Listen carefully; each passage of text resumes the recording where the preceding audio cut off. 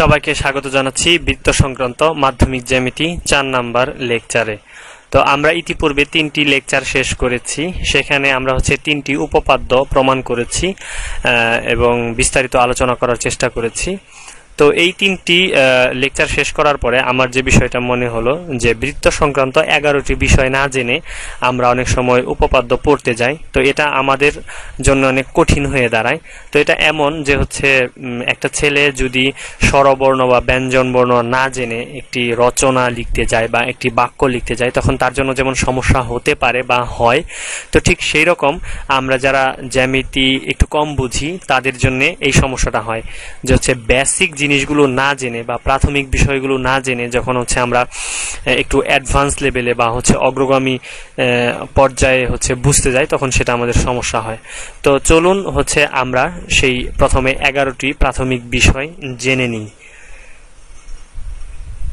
11টি বিষয়ের মধ্যে প্রথমে আপনারা দেখতে পাচ্ছেন আমরা 1-2 নাম্বার দিয়ে সাজিয়ে দিয়েছি। প্রথমে রয়েছে কেন্দ্র, পরিধি, ব্যাস, ব্যাসার্ধ, জ্যা, স্পর্শক, ছেদক, বৃত্তচাপ, কেন্দ্রস্থ কোণ, বৃত্তস্থ কোণ, অন্তর্লিখিত চতুর্ভুজ। তো এই টোটাল 11টি বিষয় সম্বন্ধে আমাদের বিস্তারিত জানা দরকার বৃত্ত সংক্রান্ত উপপাদ্য বা সম্পাদ্য পড়ার আগে। তো চলুন আমরা বিষয়গুলো সম্পর্কে জেনে নিই। তো প্রথমে আমরা জানবো বৃত্তের কেন্দ্র এবং পরিধি। তো লক্ষ্য করুন, আমরা একটি বৃত্ত আঁকলাম, যেহেতু এটা কম্পাস না, কাজেই আপনারা একটু বুঝে নেবেন, একটু আঁকা বাঁকা হলেও একটা বৃত্ত আঁকলাম। তো আমরা বৃত্ত আঁকার সময় কি করি, প্রথমে একটা নির্দিষ্ট বিন্দুতে, এই যে ধরুন এই নির্দিষ্ট বিন্দুতে একটা কম্পাসটা রাখতে হয়। তো এই বিন্দুতে কম্পাসটা রাখার পরে পেন্সিলটা এই একটা গোলাকার পথে ঘুরে আসে, একটা বৃত্তাকার পথে বা একটা গোলাকার পথে ঘুরে আসে। তো যেখানে পেন্সিলটা স্থাপন করা হয়, তো যেখানে কম্পাসটা স্থাপন করা হয়, তো সেই বিন্দুটাই বৃত্তের কেন্দ্র, সেই বিন্দুটাই বৃত্তের কেন্দ্র। এই বিষয়টা মাথায় রাখবেন। এবং পরিধি তাহলে কোনটা? পরিধি এই যে বৃত্তের কেন্দ্র, এই কেন্দ্রকে মাঝখানে রেখে যখন পেন্সিলটা সমান দূরত্ব অতিক্রম করে একটি পর্যায় পূর্ণ করে, দেখুন একটি পর্যায় পূর্ণ করলো, তো এই যে রাস্তাটা, এই রাস্তাটাই এই গোলাকার রাস্তাটাই বৃত্তের পরিধি, বৃত্তের পরিধি। তো এখানে আরেকটি বিষয় আমি বলে নিচ্ছি। বৃত্তের এই কেন্দ্রে এই কেন্দ্রে 360 ডিগ্রি কোণ উৎপন্ন হয়, 360 ডিগ্রি কোণ উৎপন্ন হয়। আচ্ছা, বিষয়টা আমাদের বুঝে আসলো না মনে হয়, তো আমি আরেকটু অ্যাডভান্স লেভেলে যাচ্ছি। তো দেখুন এই বৃত্তটাকে আমি সমান 4 ভাগে ভাগ করলাম। সমান 4 ভাগে ভাগ করে দিলাম। তো এবার দেখুন এই যে এখানে একটা কোণ উৎপন্ন হইলো, দেখুন এটা কিন্তু 90 ডিগ্রি। আপনি দেখুন একটা বর্গক্ষেত্রের মতো মনে হচ্ছে কি? তার মানে এই বর্গক্ষেত্রের প্রত্যেকটি কোণই 90 ডিগ্রি, তার মানে এটা 90 ডিগ্রি। ঠিক একইভাবে এই কোণটা 90 ডিগ্রি, এই কোণটা 90 ডিগ্রি, এই কোণটা 90 ডিগ্রি। মানে বোঝার সুবিধার জন্য এটা আমি এইভাবে করে দেখাচ্ছি। তো দেখুন, তাহলে যদি আমরা এই 90, এই 90, এই 90 এবং এই 90, মানে 4টা 90 ডিগ্রি যোগ করি, তাহলে কিন্তু আমরা 360 ডিগ্রি কোণ পেয়ে যাচ্ছি। তার মানে বৃত্তের কেন্দ্রে কত ডিগ্রি কোণ উৎপন্ন হয়? বৃত্তের কেন্দ্রে 360 ডিগ্রি কোণ উৎপন্ন হয়। এটা আমাদের মাথায় রাখতে হবে। তো এবার চলুন আমরা পরের বিষয়ে চলে যাই। তো সেটা ব্যাস, ব্যাসার্ধ এবং জ্যা। এই 3টা বিষয় খুব ভালো করে আমাদেরকে আয়ত্ত করতে হবে, কারণ ব্যাস, ব্যাসার্ধ, জ্যা এই 3টা বিষয় নিয়ে প্রচুর পেজগি বাজে, অনেক সময় সমস্যা হয়ে যায়, একটার সাথে একটা গুলিয়ে ফেলি আমরা। তো দেখুন এটা বৃত্তের কেন্দ্র, আমরা বৃত্তের কেন্দ্র নাম দিলাম পি কেন্দ্র, বৃত্তের কেন্দ্র পি। তো বৃত্তটা আমাদের ভালো হলো না, আমরা আবার অঙ্কন করি। আমরা আবার অঙ্কন করছি। এটা একটা বৃত্ত, বৃত্ত, এটা বৃত্তের কেন্দ্র, বৃত্তের কেন্দ্র কি? পি। এবার দেখুন বৃত্তের পরিধির উপরে আমি দুটি বিন্দু নিলাম, বৃত্তের পরিধির উপরে আমি কয়েকটি বিন্দু নেব। তো হচ্ছে এখানে একটি বিন্দু নিলাম, এখানে একটি বিন্দু নিলাম, এখানে একটা বিন্দু নিলাম, তো তিনটা বিন্দু নিলাম, নাম দিলাম এ, বি এবং হচ্ছে সি। এই যে তিনটা বিন্দু নিলাম বৃত্তের পরিধির উপরে। এখন এই বিন্দুগুলো আমরা হচ্ছে যোগ করে দেব। তো বিন্দুগুলো আমরা হচ্ছে যোগ করে দেব। তো দেখুন আমরা হচ্ছে যোগ করে দিলাম। তো এখন লক্ষ্য করুন বিষয়টা। তো এই যে এ এবং সি বিন্দু যোগ করার ফলে যে সরল রেখা উৎপন্ন হলো, এই সরল রেখাটা কিন্তু দেখুন বৃত্তের কেন্দ্রকে অতিক্রম করে গেছে, মানে কেন্দ্রকে ছেদ করে গিয়েছে। যখন একটি সরল রেখা মানে হচ্ছে যখন বৃত্তের পরিধির উপরে দুটি বিন্দু স্থাপন করা হবে এবং সেই বিন্দু দুটি যোগ করলে কেন্দ্রের উপর দিয়ে যাবে, তখন সেই সরল রেখাকে বৃত্তের ব্যাস বলা হয়। তাহলে আমরা ব্যাসের জায়গায় লিখতে পারি হচ্ছে এ, সি হচ্ছে বৃত্তের ব্যাস। তো এবার আসে হচ্ছে ব্যাসার্ধ কি। তো দেখুন আপনি যদি এটার ভাষাটা বুঝতে পারেন যে ব্যাসার্ধ জিনিসটা কি, তাহলে আপনি বুঝতে পারেন মানে ব্যাসের অর্ধ, তার মানে কি ব্যাসের অর্ধেক, তার মানে কি ব্যাসের অর্ধেক। তো প্রথমে আমরা বলেছিলাম এই যে পি বিন্দু থেকে সমান দূরত্ব অতিক্রম করবে, তাহলে এখানেও সমান দূরত্ব, এখানেও সমান দূরত্ব, এই বিন্দুর দূরত্বও সমান, আবার হচ্ছে সি বিন্দুর দূরত্ব পি থেকে সমান। যদি সমান হয় তাহলে ব্যাসের অর্ধ, তার মানে হচ্ছে ব্যাসের অর্ধেকই হচ্ছে ব্যাসার্ধ। তাহলে আমরা বলতে পারি যে হচ্ছে ব্যাসার্ধ হিসেবে হচ্ছে এ পি এবং হচ্ছে অবলিক, হ্যাঁ, কারণ যেহেতু বলা হচ্ছে ব্যাসের অর্ধ, এপি বা হচ্ছে পিসি এরা হচ্ছে দুটি ব্যাসার্ধ, হ্যাঁ, দুটি ব্যাসার্ধ।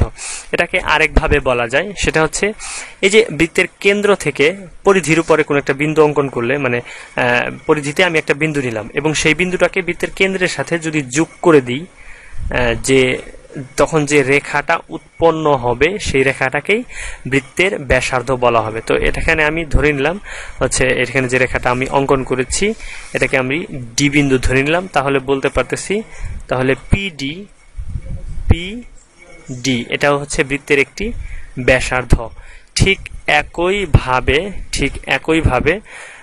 যদি আমরা পিবি যোগ করি, দেখুন পিবি আমরা যোগ করে দিলাম, তাহলে কি হলো দেখুন এটা হচ্ছে বৃত্তের কেন্দ্র, এটা হচ্ছে বৃত্তের কেন্দ্র পি এবং হচ্ছে বি হচ্ছে পরিধির উপর একটা বিন্দু, তাহলে এটাও কিন্তু হচ্ছে বৃত্তের কি হবে, ব্যাসার্ধ হবে। তাহলে পি বি ও ব্যাসার্ধ হবে। আপনি যদি হচ্ছে এই পরিধির উপরে 1,00,000 বিন্দু নেন এবং সেই 1,00,000 বিন্দু যদি যোগ করেন, তো হচ্ছে এই প্রত্যেকটা হচ্ছে রেখায় কি হবে, তখন ব্যাসার্ধ হবে। তো এবার আসিয়া হচ্ছে আমরা যে জিনিসটা কি এই জিনিসটা বুঝবো। তো দেখুন এখানে হচ্ছে পি কেন্দ্র বিশিষ্ট একটি বৃত্ত। তো যে বলা হয় সেটাকে যখন একটি বৃত্তের পরিধিতে দুটি বিন্দু স্থাপন করা হয়, তো ধরে নিলাম আমরা হচ্ছে এ বিন্দু এবং হচ্ছে ডি বিন্দু এখানে, হ্যাঁ, তখন সেই দুটি বিন্দুকে যদি যুক্ত করা হয়, হ্যাঁ, পরিধির উপরে দুটি বিন্দুকে যদি যুক্ত করা হয়, তাহলে যে সরল রেখা উৎপন্ন হয় তাহলে তাকে কি বলা হয়, তাহলে তাকে জ্যা বলা হয়। হ্যাঁ, তাহলে জ্যা বলা হয়। তাহলে দেখুন আমাদের সংজ্ঞা অনুযায়ী এসি এটাও কিন্তু একটা জ্যা, তার মানে বৃত্তের পরিধির উপর একটা বিন্দু পরিধির উপর দুইটা বিন্দু এবং হচ্ছে সেই দুইটা বিন্দুকে একটি সরলরেখা দ্বারা যুক্ত করা হয়েছে, তাহলে আমরা বলতে পারি এটাও হচ্ছে বৃত্তের হচ্ছে কি একটা জ্যা। কিন্তু এখানে সমস্যাটা হচ্ছে এই এসিটা কিন্তু একই সাথে ব্যাস এবং একই সাথে জ্যা, একই সাথে ব্যাস। কিন্তু এই যে এডি, এই দেখুন হচ্ছে এডি, এই এডিটা কিন্তু কখনোই হচ্ছে ব্যাস নয়। যদি ব্যাস হতে হয় তাকে হচ্ছে এই কেন্দ্রের উপর দিয়ে যেতে হবে। তো দেখুন এটা হচ্ছে একটা জ্যা, এটা হচ্ছে একটা জ্যা, সবই জ্যা হচ্ছে, এটাও একটা জ্যা। কিন্তু এই যে এ বি আমরা যে জ্যাটা টানলাম, এই জ্যাটা হচ্ছে একই সাথে ব্যাস এবং হচ্ছে জ্যা, মানে একই সাথে ব্যাস এবং হচ্ছে জ্যা।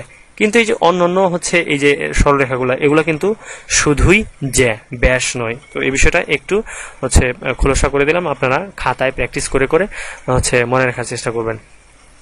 হচ্ছে এবার আসি আমরা হচ্ছে স্পর্শক এবং হচ্ছে ছেদক। তো দেখুন আমরা হচ্ছে একটি বৃত্ত অঙ্কন করলাম, হ্যাঁ, ও কেন্দ্র বিশিষ্ট একটি বৃত্ত, হ্যাঁ, ও কেন্দ্র বিশিষ্ট একটি বৃত্ত। তো হচ্ছে স্পর্শক কি এবং হচ্ছে ছেদক কি, প্রথমে হচ্ছে আমরা বুঝবো যে হচ্ছে স্পর্শক জিনিসটা কি। প্রথমে আমরা বুঝবো স্পর্শক জিনিসটা কি। তো দেখুন এই বৃত্তের কেন্দ্র হচ্ছে উ, বৃত্তের কেন্দ্র হচ্ছে উ।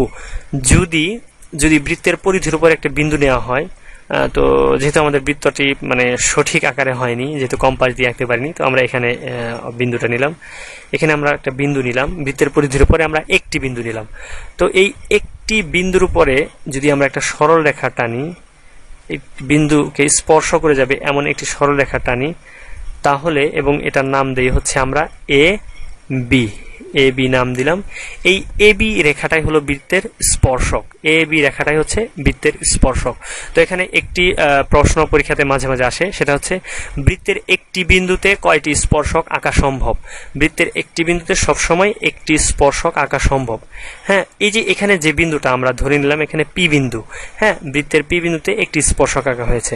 তো এখানে এই পি বিন্দুতে কিন্তু অবশ্যই একটি ছাড়া দুইটি বা তিনটি স্পর্শক আঁকা যাবে না। এটা হচ্ছে আমাদের বৃত্ত সংক্রান্ত জ্যামিতির উপপাদ্য প্রমাণ করতে এটা হচ্ছে আমাদের লাগবে। তো এই বিষয়টা মনে রাখবেন।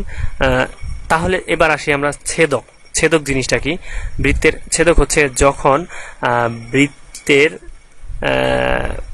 বৃত্তের পরিধির উপরে দুটি বিন্দু নেওয়া হবে, হ্যাঁ, দুটি বিন্দু নিলাম আমরা, দুটি বিন্দু নেওয়ার পরে যখন মূল কথা হচ্ছে যখন ভেদ করে যাবে, হ্যাঁ, যখন বৃত্তটাকে ভেদ করে যাবে, তার মানে ফুটো করে যাবে, তখন হচ্ছে সেটাকে বৃত্তের ছেদক বলা হবে। তো ধরে নিলাম আমরা হচ্ছে এখানে এক্স ওয়াই হচ্ছে বৃত্তের একটি ছেদক। তারা হচ্ছে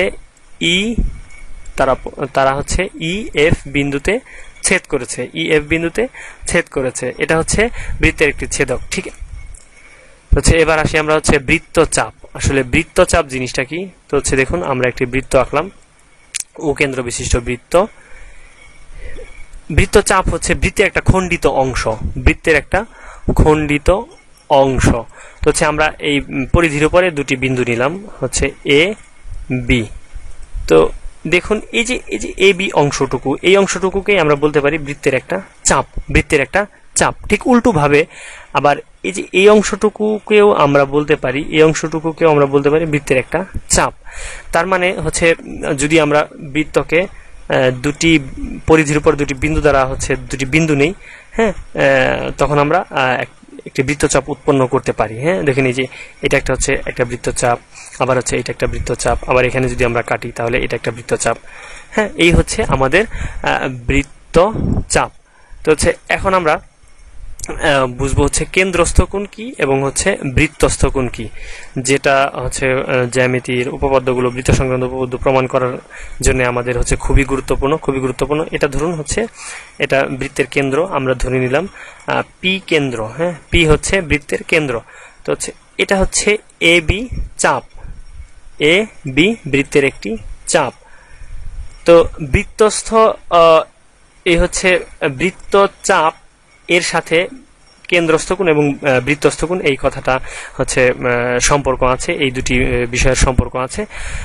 তো যদি আমরা এই যে এ বিন্দু এবং হচ্ছে পি বিন্দু যোগ করে দেই, দেখুন আমরা যোগ করে দিলাম, আমরা যোগ করে দিলাম, তাহলে দেখুন এই যে এখানে একটা কোণ উৎপন্ন হলো, এখানে একটা কোণ উৎপন্ন হলো। হ্যাঁ, এই কোণটাকে বলা হয় কি? বলা হয় কেন্দ্রস্থ কোণ। তার মানে এই কোণটা হচ্ছে কেন্দ্রস্থ কোণ, তার মানে কেন্দ্রের সাথে উৎপন্ন হলো।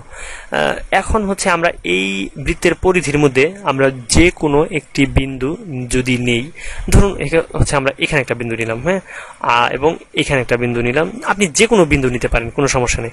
তো হচ্ছে এখানে আমি নিলাম ই বিন্দু, আর হচ্ছে এখানে নিলাম আমি এফ বিন্দু, হ্যাঁ, এফ বিন্দু নিলাম। তো হচ্ছে এখন আমি এই যে এ ই এবং হচ্ছে এই যে বি ই যোগ করে দিলাম। হ্যাঁ, তো দেখুন এই যে এখানে একটা কোণ উৎপন্ন হলো, ই বিন্দুতে একটি কোণ উৎপন্ন হয়েছে। এই কোণটাকে বলবো আমরা হচ্ছে কি বলবো, এই কোণটাকে বলবো আমরা হচ্ছে বৃত্তস্থ কোণ। তার মানে বৃত্তের পরিধির সাথে যখন কোনো কোণ উৎপন্ন হবে সেই কোণটাকে বলা হবে বৃত্তস্থ কোণ, এবং কেন্দ্রের সাথে যে কোণটা উৎপন্ন হবে সেই কোণটাকে বলে কেন্দ্রস্থ কোণ। দেখুন কেন্দ্রের সাথে কেন্দ্রস্থ কোণ, বৃত্তের পরিধির সাথে হচ্ছে বৃত্তস্থ কোণ। দেখুন এফ বিন্দুতে যদি হচ্ছে আমি এফ এ যোগ করে দিলাম এবং হচ্ছে এফ বি যোগ করে দিলাম, তাহলে কিন্তু এখানে একটা কোণ উৎপন্ন হয়েছে। এই কোণটাও কিন্তু হচ্ছে বৃত্তস্থ কোণ, এই কোণটাও কি হচ্ছে বৃত্তস্থ কোণ। তো এখানে একটা সূত্র হচ্ছে, এখানে একটা সূত্র আছে যে বৃত্তের একই চাপের উপর দণ্ডায়মান, দেখুন এ বি হচ্ছে একই চাপ, একই চাপের উপর দণ্ডায়মান, একটা হচ্ছে কেন্দ্রস্থ কোণ, কেন্দ্রস্থ কোণ এবং অন্যটি হচ্ছে বৃত্তস্থ কোণ।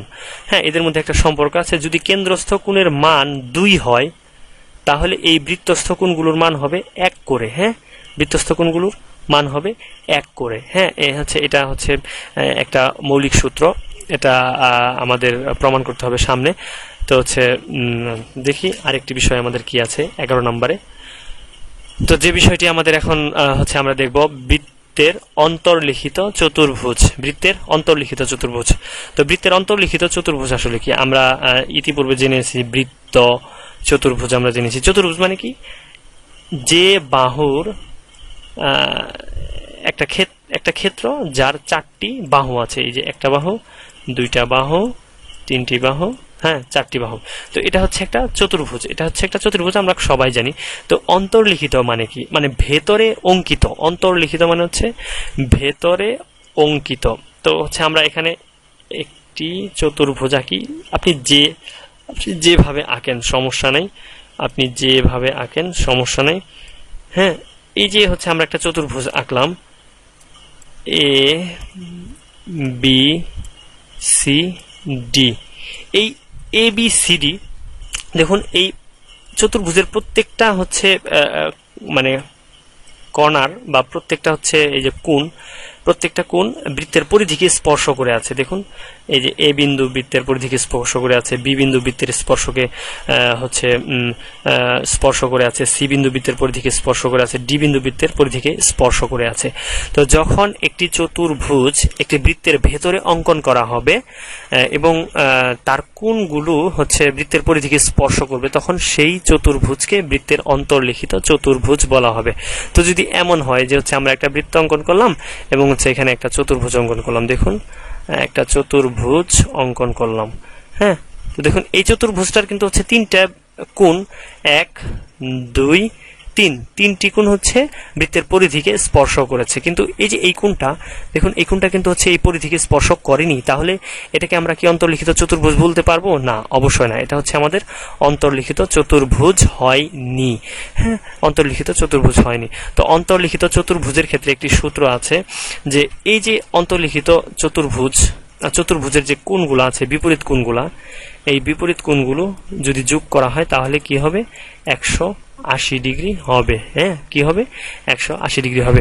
যাই হোক, এটা হচ্ছে আমরা পরে দেখব। এই 11টি বিষয় হচ্ছে আমরা একটু ভালো করে খাতা কলমে প্র্যাকটিস করব।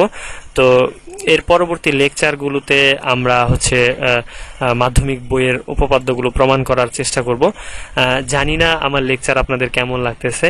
যদি ভালো লাগে অবশ্যই হচ্ছে ফেসবুকে আমাদের একটি ফ্যান পেজ আছে লাইট হাউস অফ বাসুরা নামে, সেখানে আপনারা লাইক দেবেন, কমেন্টস করবেন এবং এই ভিডিওর নিচে আপনারা কমেন্টস করবেন এবং আমাকে জানাবেন। যদি ভালো লাগে সেটাও জানাবেন, যদি খারাপ লাগে সেটাও জানাবেন। সবাই ভালো থাকুন। লাইট হাউস অফ বাসুরার পক্ষ থেকে আমি নজরুল ইসলাম আজকের মতো এখানেই বিদায় নিচ্ছি। ধন্যবাদ সবাইকে।